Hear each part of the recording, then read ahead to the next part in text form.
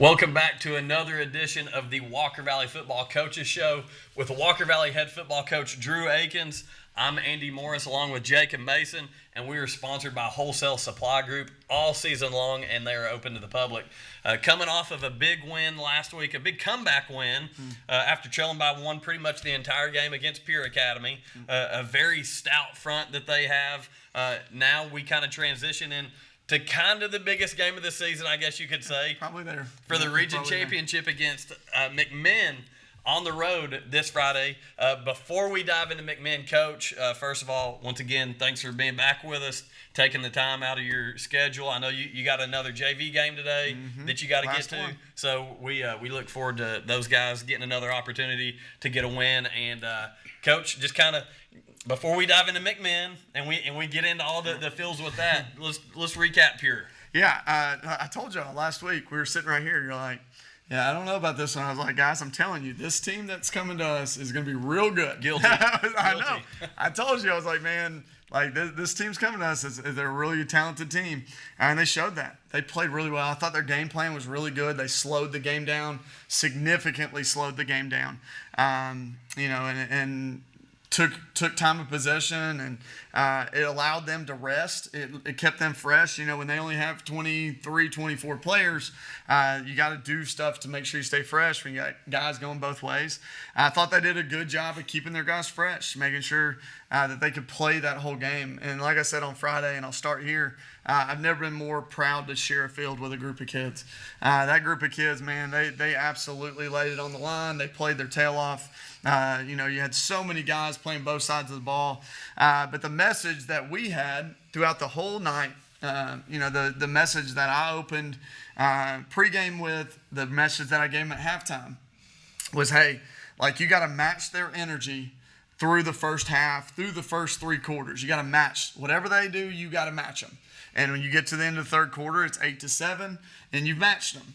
And then once they get tired, then you can overwhelm them with energy. So, you have to match. You can't allow them to run away from you. You can't allow them to get 2 scores ahead. You've got to match their energy, and then once they get tired, you can overwhelm them with your energy. And I thought our kids stuck to that. It was hard. It was an adverse situation, and our kids stuck to that message of just, hey, let them play a whole game. Just play a whole game, and let's see what happens at the end. And then obviously our defense did an unbelievable job keeping us in a one-score game where we always, every time we had the ball, we had a chance to go take the lead.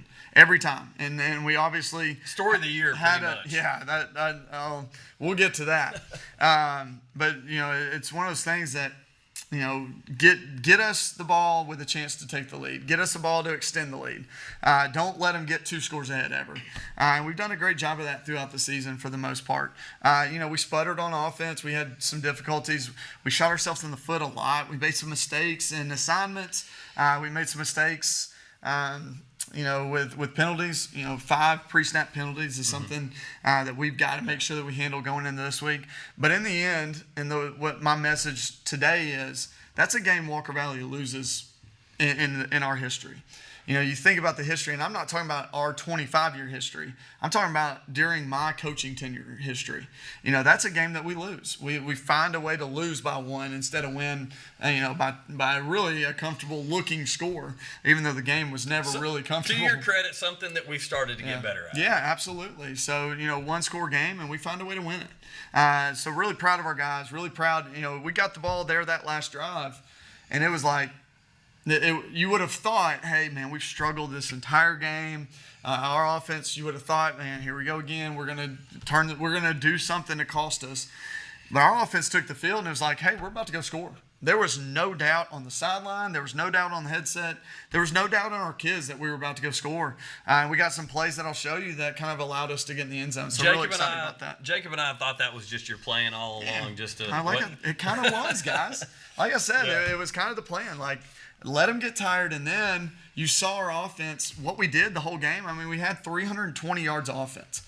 320 yards offense through the game. We just couldn't finish drives. And then that last drive, it just kind of all came together. And what could have happened all night happened finally, and it kind of broke it open, and then obviously the interception to end it made it look more comfortable than it ever was. Yeah, we kind of talked about it pregame. We said we could be catching them at a really tough time. It's week 9, and they've been playing both sides of the ball for 9 weeks now. They're used to it. So they're used to it. So, to your credit, it went all the way to the last drive. 33 seconds. Matching their energy.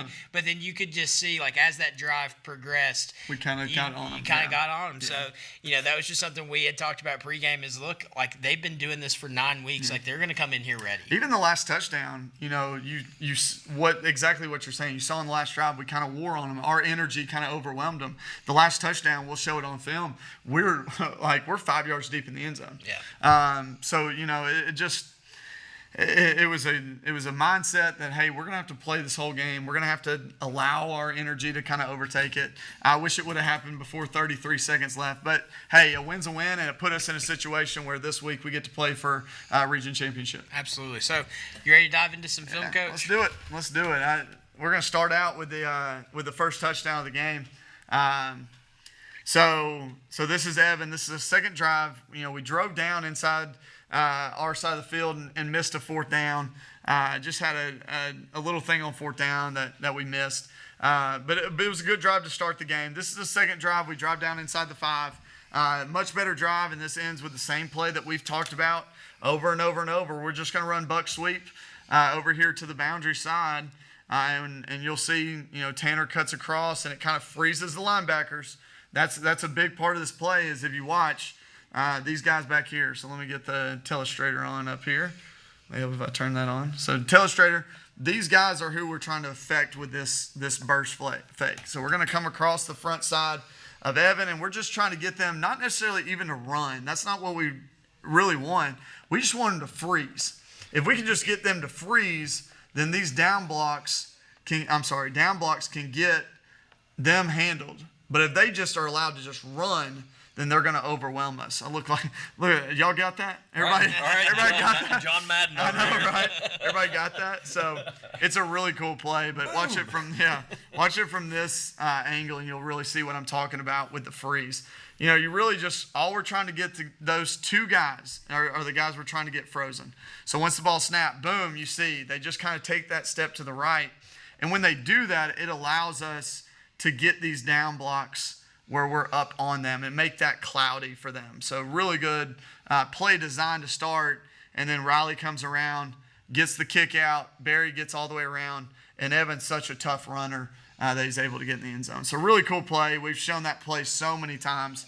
It's just a play that has become a staple and something that we really like to do, and puts the ball in Evan's hands, and that's always something good. This is a big moment in the game. We had just turned the ball over. They made a great tip that led to an interception. Kid just made an unbelievable play to tip the ball. Safety catches it. They get the ball on their side of the field. It kind of feels like, hey, short field, we're going to have a hard time stopping them here. And you'll see Noah Jones. So Noah's not played defense at all, and we kind of got in a bind the other night that we needed a little more athleticism, a little more physicality from this spot. So literally Coach Forte coached him up in the pregame just in case. About halfway through the game is like, hey, Noah, you're going to have to come play for us. So this is one of his early plays in the game. And he just comes off this edge. They're going to flash fake it. The quarterback keeps it. You see him fold in, and you can't see it. Live I was like, I don't know if he was down or not. But you can see right there the ball's actually coming out. And it rolls over. We're Johnny on the spot. There was Zeke able to make the play and get on top of that. That's a huge play in that game because that kept us within one score still. Noah played that great because he wasn't overly aggressive to where he misses a tackle. Yep, he was that's patient. One of those things that happen a lot where right here you'll see him jump inside and they'll bounce it, and now they got two blockers and a free runner. So good job with being patient there. And then attacking the football. Again, just a huge play there for our defense to keep us within one score. This is a critical moment too. We had just given the ball back to them on fourth down. It's 5-ish minutes left when we gave it back. At this point, there's probably about 3. I'm trying to save timeouts. If you noticed, I don't know if y'all noticed during that drive, I didn't call timeouts right away. Yep. I wanted to see if we could get a 3-and-out quickly. They got a quick first down, so I saved it there. And then they ran it down a little bit. First down, we let them run the ball. We didn't call a timeout. Second down. So this is a second down play of that drive. And this is a play that worked throughout the night.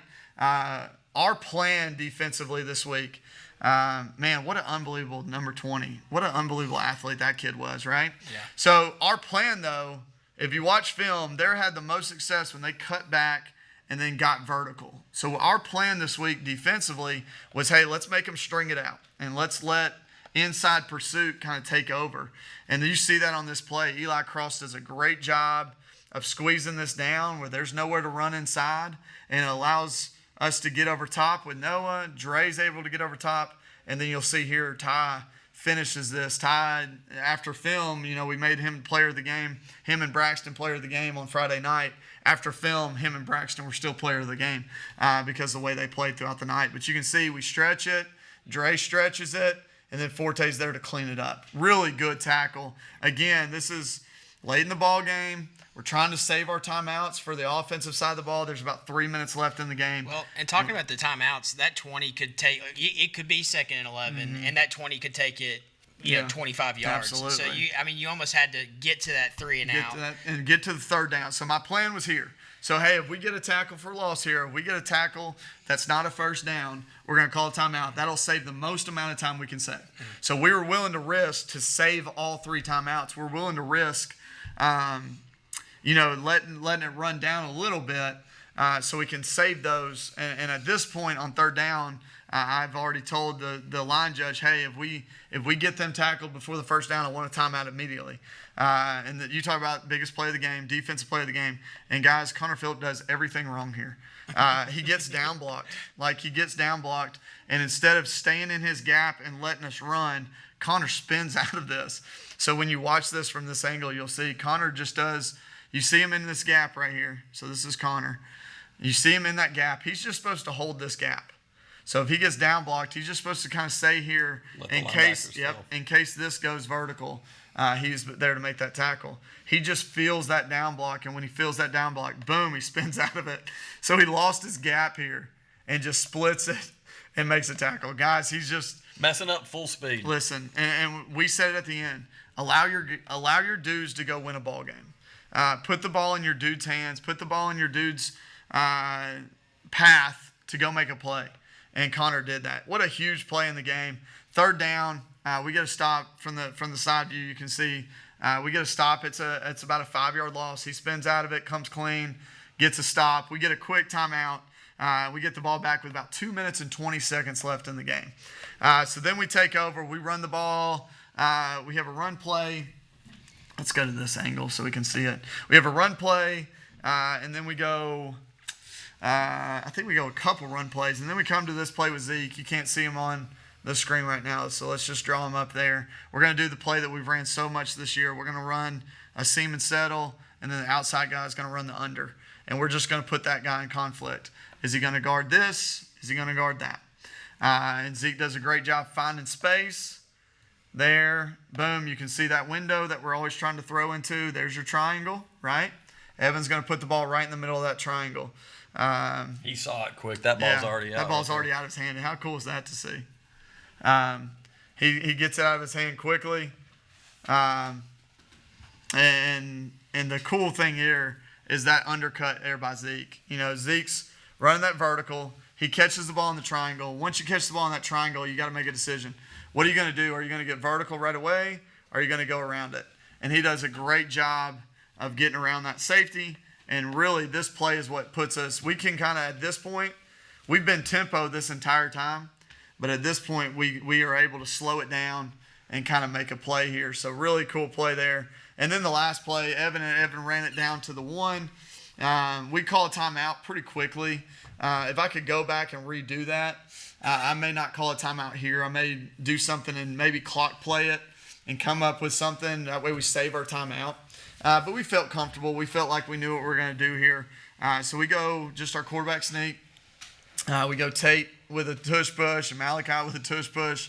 and Evan does a great job of catching a high snap and then getting vertical and getting around the edge and scoring. So that's what took the lead. Really cool play. And this kind of goes to what we were talking about a second ago. You know, we kind of wore on them. By this point in the drive, they're tired. We've been driving now for 8-10 plays. And when you see this, boom, that push, I mean, we're 2 yards, 3 yards, 4 yards in the end zone. So really cool play for us and a really exciting moment there for Evan and really our whole team. You can see the excitement on the sideline. Coach Harvey was a little nervous at this point because 38.5 seconds left in the game. You know, he knew that they got the ball back. And like you said, number 20 at any point could take it and go score. So put them in a bad situation here. Got them deep in their own end zone. And Zeke does a great job of finding a way. Cool story here. So if you remember back to game number 3, Cleveland, right? We're in the same situation. We're up by a score. They're trying to go find a way to put it in the end zone and tie the ball game up.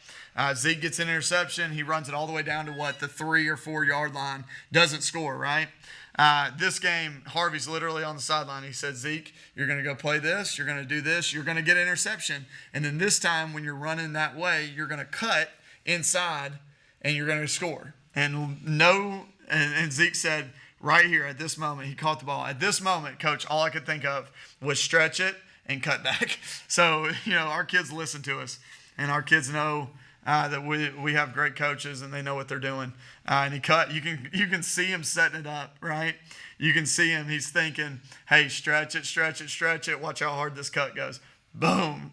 Is able to get back and get in the end zone. What an exciting time, an exciting play, and what a cool atmosphere. You know, our place has just become such a great atmosphere, a great place to come watch football, and something that we really take pride in is a Friday night at Walker Valley is different than anywhere else. So to your point on that, Coach, Jacob and I talked during the broadcast. This was going on during the Bradley-Cleveland game, and our side was completely full. Of course, Pure had to travel from 6 hours from Memphis, so their side not so much. But what a great turnout from the Mustang faithful. Yeah, we've done a great job all year, and really throughout the game, it was almost like we kind of forgot that we were at a football game, you know, as an environment-wise. It was just kind of quiet.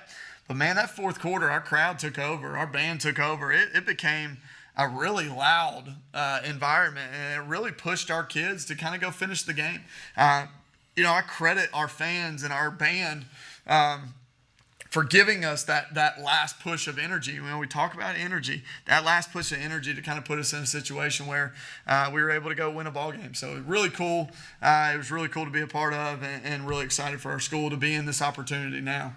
So we're going to take a quick commercial break. When we come back, Coach Akins is going to talk with Jacob and myself about this week's game on the road against region rival McMinn County, on the road at McMinn in Athens for the region championship. So with that, I'm excited to talk about it. I know Jacob is too. So when we come back, that's what we're covering.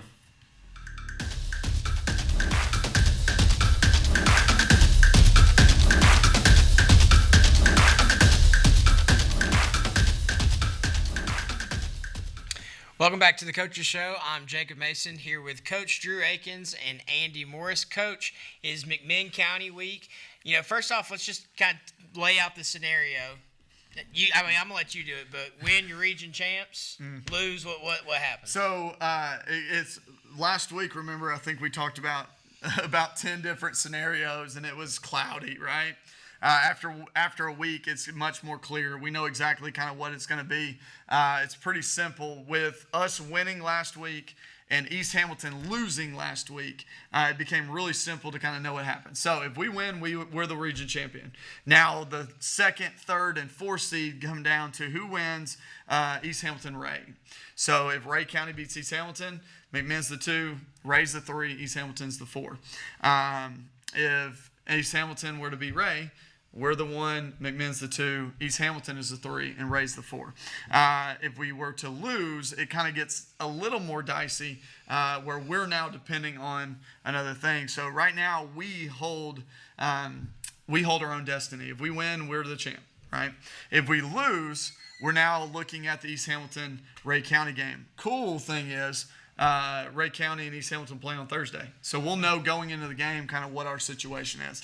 If Ray County were to beat East Hamilton, McMinn's the 1, we're the 2, Ray County's the 3, and East Ham's the 4. If East Ham beats Ray, then they will become the 2, we'll be the 3, and Ray will be the 4. So last week I told you we could be anything from 1 to 4. Well, this week that's no longer the case. We can be anywhere from 1 to 3. East Ham can be anywhere from 2 to 4. Ray can be anywhere from 3 to 4. And McMinn can be 1 or 2. So it's kind of clear a little bit. It's just based on those win-losses. But again, we hold our own destiny. So that's a cool thing to do. It's no longer, hey, if we win and this person wins, then we can be the champ. No, if we win, we're the region champions. If we lose, we're not. And listen, all we can ask for is to control our own destiny. We kind of cost ourselves that, but by winning last week, we gained that back. We earned that right to kind of control our destiny again. So even with a loss, we have the possibility of hosting. We become really big Ray County fans on Thursday night. And listen, at that point, really, we're in the playoffs. I would love to host because, like I've told y'all, I want hosting to become a normal thing here, something we do all the time. So obviously we want to host. We want to give our community and we want to give our fans a home playoff game. But at that point, it's go get in the playoffs and let's start a new season. So really excited about Friday and the opportunity that we have to control our own destiny there. Yeah, and absolutely with the hosting now too. We just talked about it. The atmosphere here at the MAC is just electric. Yeah, there's something about putting that band in the bleachers that changes things. It really does, I mean, when they're backed up to it, I mean, I watched Cleveland like almost 2 or 3 straight penalties because, I mean, it's just blaring behind you. It's so loud. It affects every team we play. Yeah. So it's definitely a huge 12th man that we have there. And again, like y'all said, our fans have done such a good job of filling our home side. This is a cool section for me down where the teachers sit, being able to go down there and see all that. Our new barriers were up. It looks so professional. And so it's just a cool atmosphere to be a part of, and really excited to be part of that and excited to hopefully give our fans a chance to host. Yep.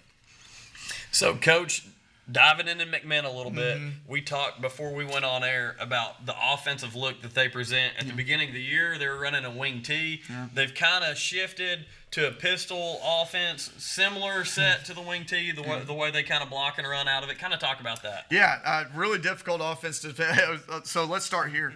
It's really simple, right? We win, we're champs. We lose, we're It's really simple on paper, but going. I have a cheat sheet, by the way. Listen, going and beating this team is not going to be simple. Yeah. Going in, it's going to be a great challenge. I've said from the beginning, McMinn County is the class of our region. They've proven that, and until you knock the champion off, they are the champion. They are the class until they're not, and they are absolutely the class of our region. So it's going to be a great challenge for us. They are physical. They're tough. They absolutely come off the ball offensively. So starting on the offensive side, they do such a good job of just coming off the ball and being physical all the time. Our D line's going to have to play great. Our linebackers are going to have to play outstanding. We're going to have to tackle really well. They do play, like you said, they're playing wing T. They're just doing it out of a pistol formation. Number 10 is a great back. He's so fast. He gets on the edge, and when he gets on the edge, he's able to make plays. Number 22 is a physical runner. He's the kind of the dot of the eye with the pistol.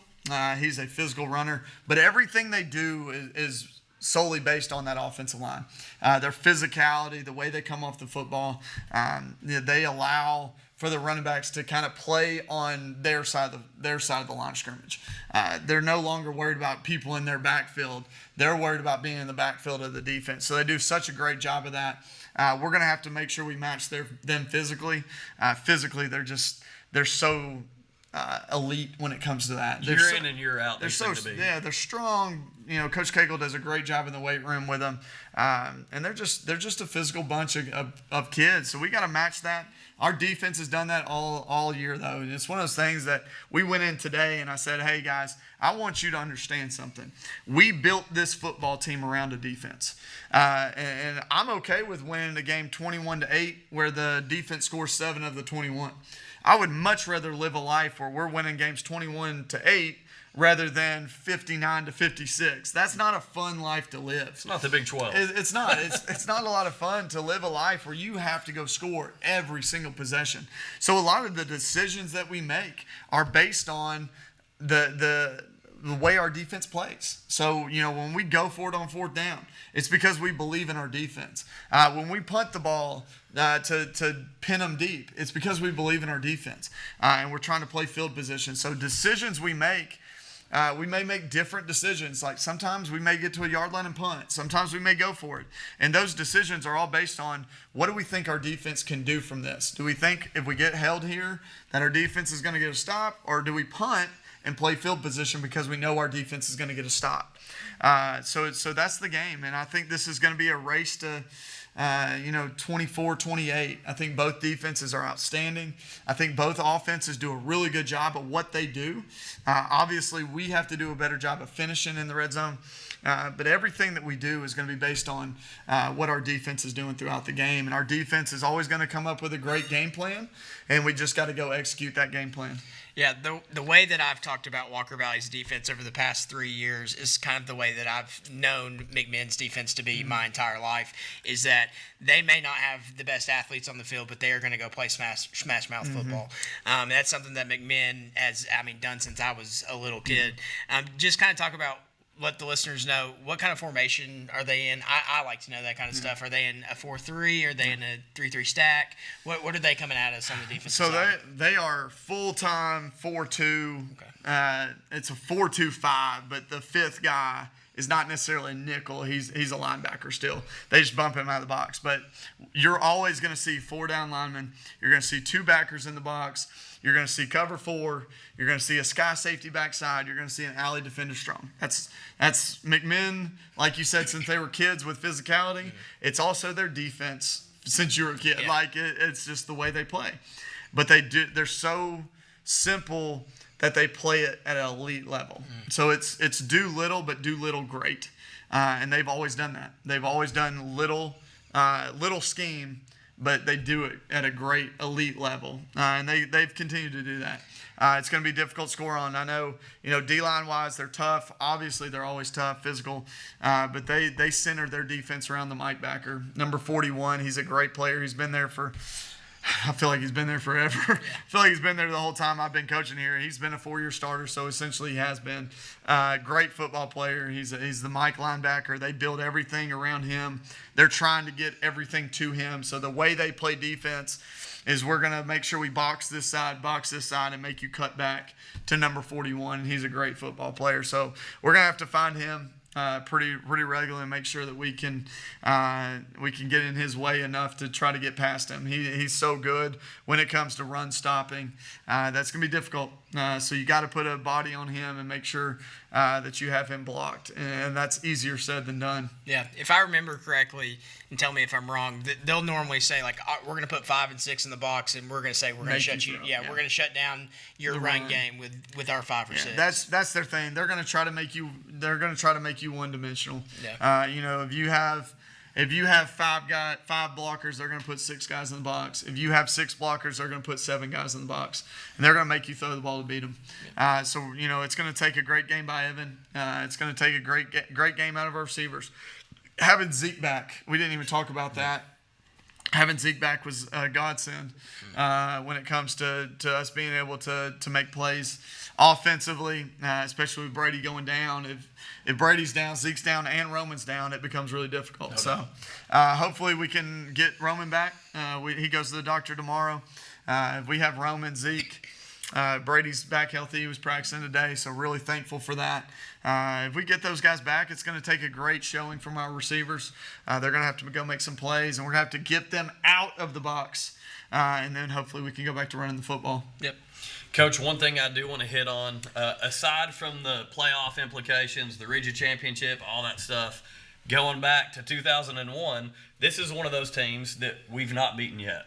Yeah. And so as far as aside from all the technicalities of what's going on in this season, how does that emotionally play into how you coach your guys? Yeah, I think it's something that our players are aware of. I know they're aware of it. We haven't necessarily made them aware of it because, honestly, this team is so different than the past teams. Absolutely. Like, what does the 2003 team do? Really affect us. So we don't let that mentality, of a really, you can fall into a loser's mentality with that. So it's not something we're harping on. But it's if we're able to climb that hill and put a flag on it, then we'll celebrate it for sure. And it's something that our kids are aware of, but I'm not sure it's something they harp on. I think it's something that, there's a couple things when it comes to that. We've never had 8 wins during a regular season. So that's something that we're going after too. The Walker Valley team has never had 8 regular season wins. Walker Valley team has never been beaten McMinn County.